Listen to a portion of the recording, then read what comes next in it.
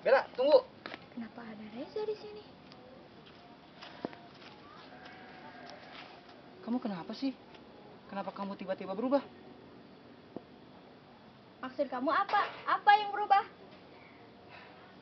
Sikap kamu yang berubah. Kamu nggak pernah ngasih kabar sama aku. Telepon nggak pernah. Video call apalagi. Bukannya kamu udah janji dan mau memperbaiki hubungan kita lagi? Kamu salah paham, Za.